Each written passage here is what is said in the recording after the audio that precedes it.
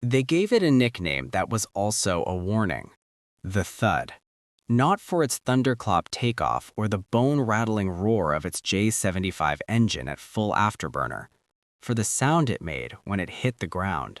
Pilots who flew it over North Vietnam knew what that name meant. They flew it anyway, every day, into the most heavily defended airspace in the history of aerial combat. And when the history books finally tallied the score, this aircraft that was never supposed to dogfight had killed 27 enemy MiGs in air-to-air combat. What those books don't tell you is how. Republic Aviation designed the F-105 Thunderchief in 1952 with one purpose, and it had nothing to do with Vietnam. The mission was stark and simple: fly low, fly fast, deliver a single tactical nuclear weapon to a single Soviet target, and get out before Soviet air defenses could react. Everything about the airplane, its heavy titanium frame, its cavernous internal weapons bay, its enormous Pratt & Whitney engine, was engineered around that one terrifying moment of nuclear delivery. Air-to-air combat was so far outside the design profile that the engineers didn't even build in a cockpit that was good for maneuvering against fighters. Why would they? The assumption was that any Soviet pilot the Thud ever encountered would already have a missile in the air before the two aircraft came within visual range. The Air Force bought 833 of them. Then came 1965, and the assumption fell apart. The F-105 found itself over the jungles of North Vietnam carrying conventional iron bombs instead of nuclear warheads, flying into a war that nobody had planned for and doing a job nobody had designed it to do. The numbers were immediately sobering. At a full combat load, 6 750-pound bombs, external fuel tanks, ECM pods, the Thud weighed between 52,000 and 54,000 pounds. That is heavier than a World War II B-25 Mitchell medium bomber. Pilots were flying a medium bomber and calling it a fighter. The official tactical manual was candid about what this meant. The F-105 was, in the manual's careful language, capable of air-to-air combat in emergencies, but should avoid engagements with dedicated fighters whenever possible. It was the kind of sentence that sounded reasonable in an office at Langley and became a death sentence over Hanoi. Because the manual's advice assumed something the geography of North Vietnam never provided: a clean escape route. If MiGs intercepted your formation 40 miles inside North Vietnam at 8,000 feet with a full bomb load, you could not outrun them and you could not outclimb them. The math did not allow it. The math was not theoretical. The MiG-17's wing loading, the ratio of aircraft weight to wing area, which determines how tightly a plane can turn, sat at 64 pounds per square foot. The MiG-21 ran about 76 pounds. The F-105 at maximum combat weight carried 118 pounds per square foot. Every turn the Thud made, the MiG could make tighter. Every climb the Thud attempted, the MiG could match faster. The thrust-to-weight ratio told the same story. MiG-17, better. MiG-21, better. The specific access power, the rate at which a fighter can gain energy to reposition, favored the MiGs in every engagement envelope below 25,000 feet. Test pilots at Edwards Air Force Base had confirmed all of this before the first F-105 ever flew a combat mission. Their conclusion was unambiguous: do not dogfight, use speed, disengage. There was one exception in the data, one single category where the Thud held an edge over everything it would face. The hydraulically boosted ailerons could snap the aircraft from a 90-degree left bank to a 90-degree right bank in 1.4 seconds at 450 knots. That roll rate was faster than the MiG-17, faster than most fighters flying in 1967. It was a narrow advantage, almost irrelevant on paper. It was, as it turned out, everything. Captain Ken Bell had already made his decision before May 13, 1967. He'd made it somewhere over the Red River Valley on an earlier mission, maybe 2 or 3 of them, when he'd had a few seconds to watch the geometry of a MiG engagement unfold and do the math differently than the manual did it. When his flight leader called MiGs inbound on that Thursday morning, 4 of them, MiG-17s, climbing hard from the valley floor, the textbook response was clear. Jettison the bombs, light the afterburner, run for the border. Bell was carrying 6 750-pound bombs and a full internal fuel load. His aircraft weighed somewhere around 52,000 pounds. A MiG-17 at combat weight was roughly 11,000. The smart move was running. Bell turned into them. What happened next is captured in gun camera footage that Republic Aviation later analyzed and could not fully explain. The lead MiG-17 executed a horizontal scissors maneuver, the classic counter to a heavier opponent. Force the heavy aircraft to overshoot, slide in behind it, kill it. It was the correct tactic by every measure. Bell didn't overshoot. He pulled 5 Gs in a 52,000-pound airplane and used the Thud's roll rate, that one narrow advantage, to reverse directions before the MiG pilot could adjust. The MiG was expecting a wide, lumbering arc. Instead, Bell snapped the nose around with a roll reversal that lighter fighters simply could not execute as quickly at that speed. He got the gun sight pipper on the MiG-17 and held the trigger. The M61 Vulcan cannon fired for 1.2 seconds, 400 rounds at 6,000 rounds per minute. The MiG-17 came apart at 4,500 feet over Yendai. The gun itself deserves a moment because its presence in that cockpit was a bureaucratic accident. The original F-105 design studies didn't include a cannon at all. Nuclear strike fighters don't need guns, but Tactical Air Command insisted every aircraft carry a cannon for ground attack work, and so Republic Aviation installed the M61 Vulcan in the nose. The gun system added 1,965 pounds to the aircraft. The ammunition drum added another 879 pounds when loaded. Nearly 2,850 pounds of weapon system that the primary mission never required. Republic's own engineers proposed removing it to save weight. TOC said no. The gun stayed because doctrine demanded it, not because anyone imagined a day when an F-105 pilot would need it to kill a MiG in a turning fight over Hanoi.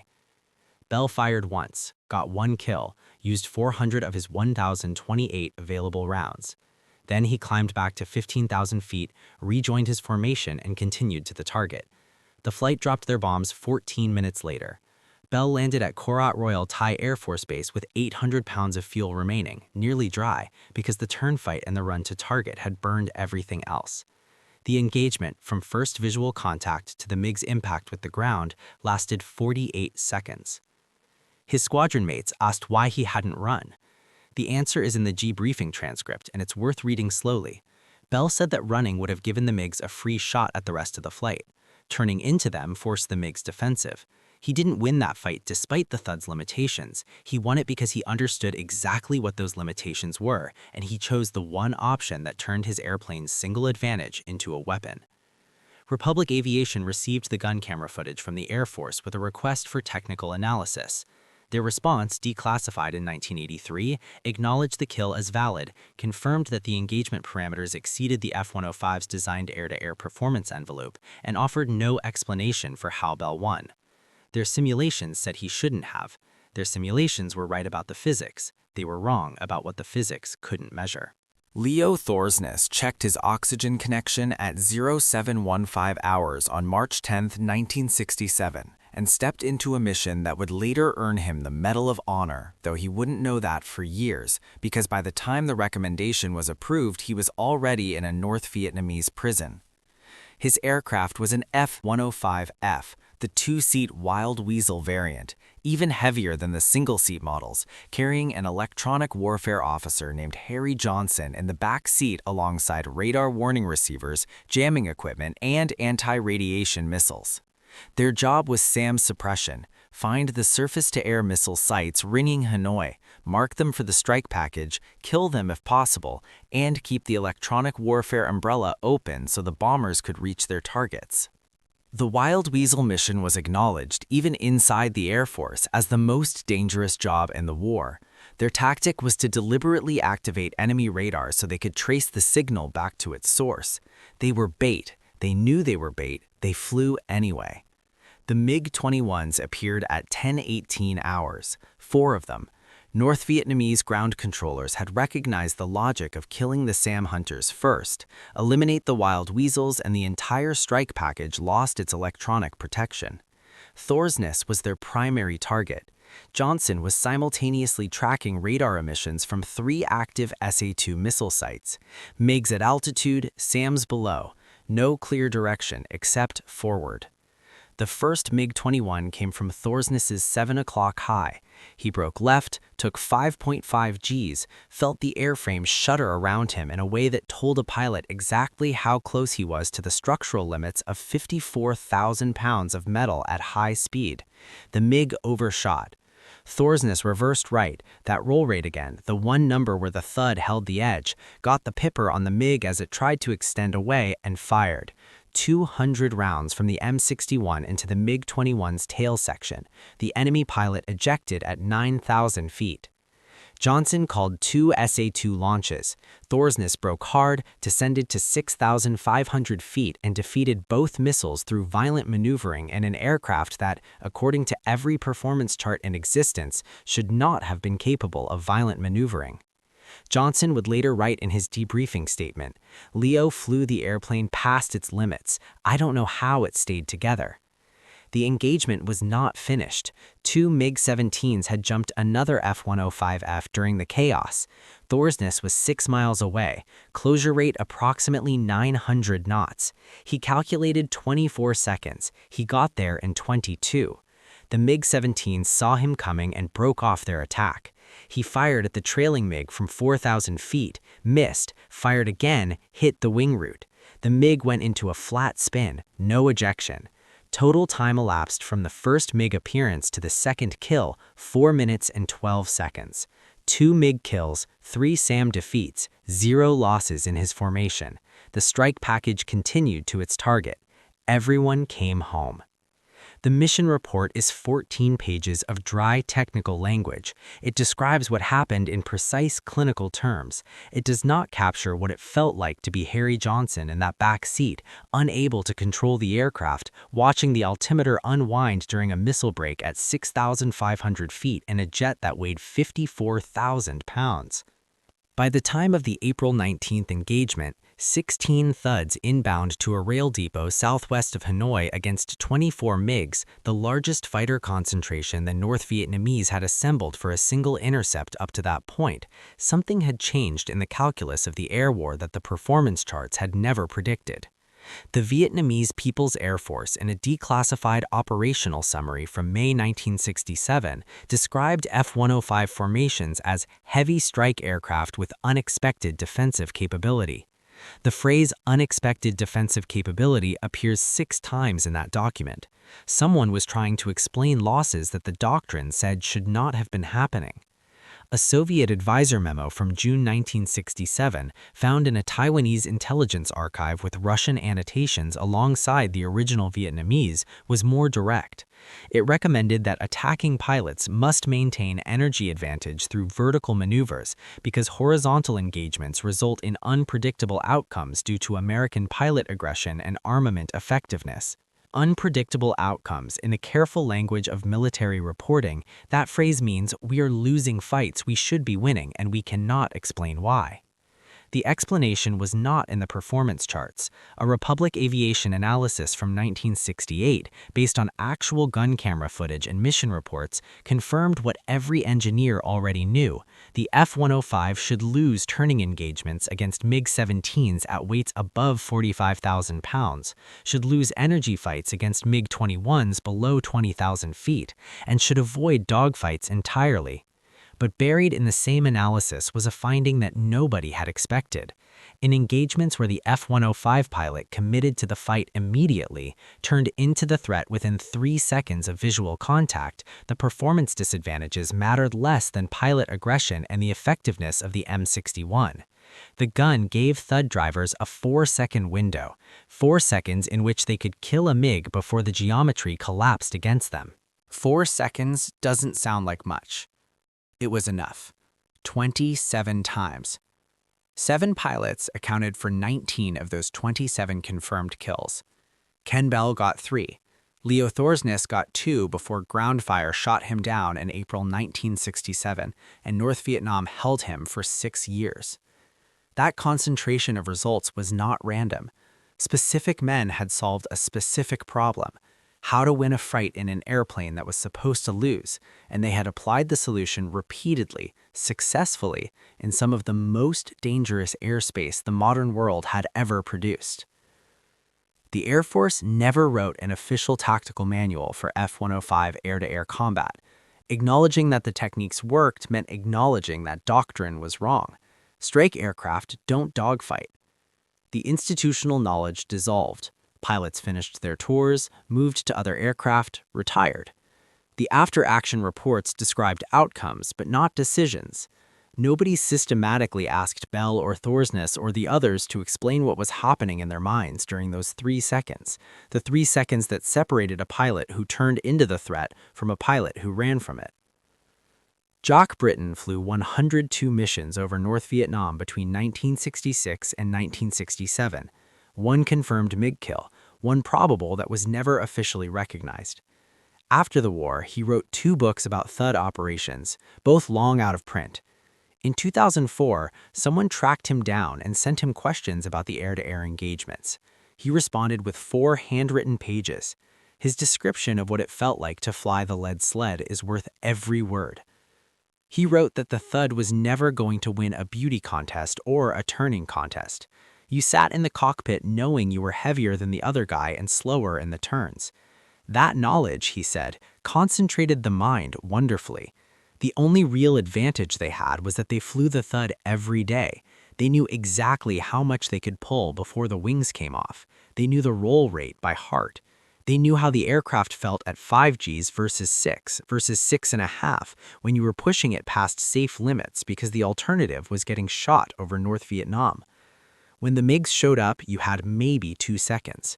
Run or fight. Running was usually smarter. But if the geometry was wrong for running, if they were already inside your turn radius or you didn't have the airspeed to extend away, then fighting was the only option that didn't end with you ejecting. The Vulcan cannon, he wrote, never jammed on him, never failed. You got the pipper on target, held the trigger, and 4,000 rounds per minute erased whatever advantage the MiG thought it had. He described his own kill on June 3, 1967. The engagement lasted maybe 20 seconds from visual contact to impact. The MiG tried a horizontal scissors. Britton rolled out ahead of him. The MiG pilot expected an overshoot. He didn't get one. The Thud's roll rate reversed the nose before the enemy could adjust. Britton fired from 3,000 feet. The MiG came apart.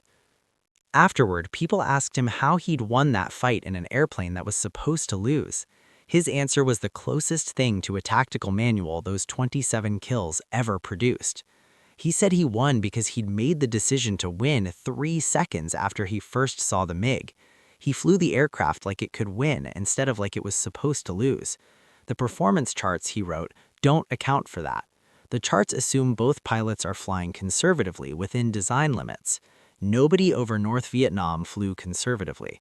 You either committed fully or you died. Jack Britton died in 2014. He was 90 years old. Most people who knew him in his later years had no idea he'd killed MiGs in the lead sled. It wasn't something he talked about unless you asked. The 27 kills became a footnote. Interesting trivia, not doctrinal lessons, not a chapter in any flight school curriculum. The F-105 was retired, the lessons were scattered to the wind, and the Air Force moved on to the Phantom and the battles ahead. But those 27 kills are not a footnote. They are a precise record of what happens when men refuse to accept the verdict the physics have already delivered, when they fly the aircraft not as the manual describes it, but as it actually is. Every limitation memorized, every advantage known, every second of a 4-second window used without hesitation or apology.